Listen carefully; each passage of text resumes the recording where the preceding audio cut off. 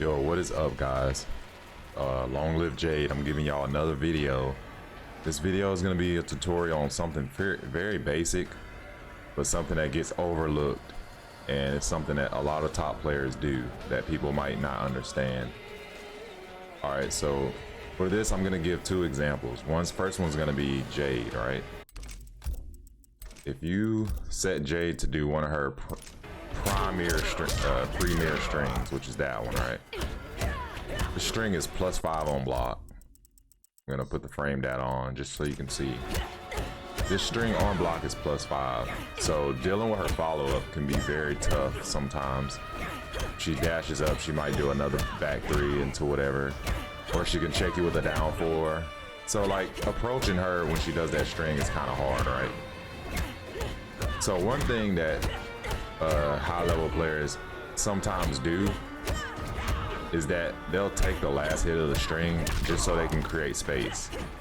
See, after you take that hit, then it's basically guaranteeing that the neutral is going to be reset.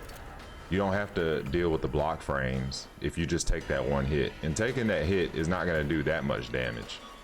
For example, like what's that, like 7%? It's not a whole lot of damage, and you're able to reset neutral. So taking that last hit is very advantageous to you if you believe in your neutral and you believe that resetting neutral will give you the best advantage. Now for my next example, I'm going to show you something a little bit more extreme, which is the same concept, but it's a little bit more of a reward for the person if they make the right read. For example, just show you right now.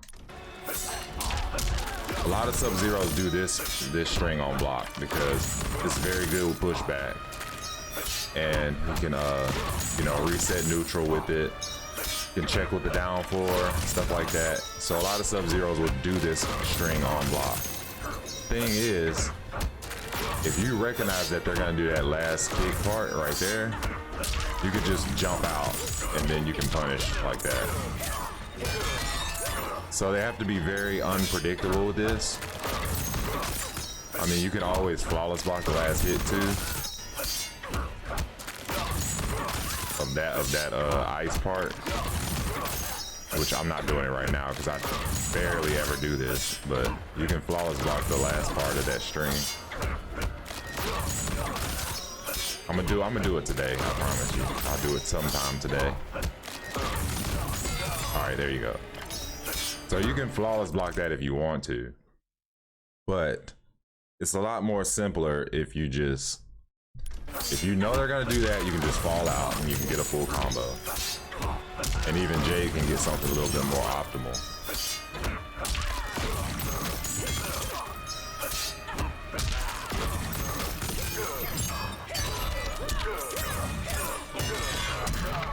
So that's pretty good damage to say you just fell out of something that they tried to do. Most people try to machine gun their pressure. They don't try to mix it up. But there are some SubZero players who adapt to stuff like this, and they'll just do this.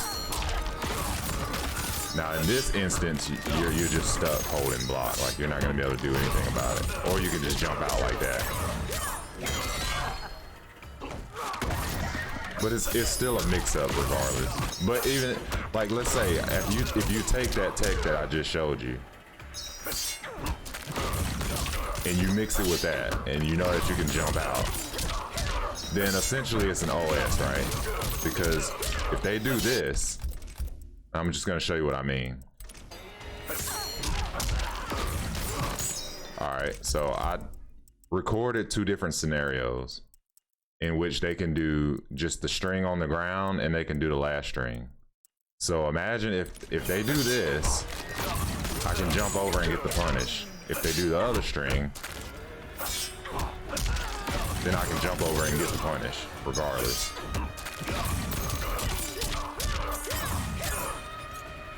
So it's very advantageous to lab stuff like this.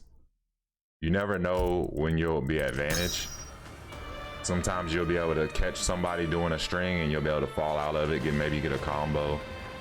I mean, I'm not saying that's the best design ever, but it does help you to deal with strings that people you might catch yourself blocking something a little bit too much.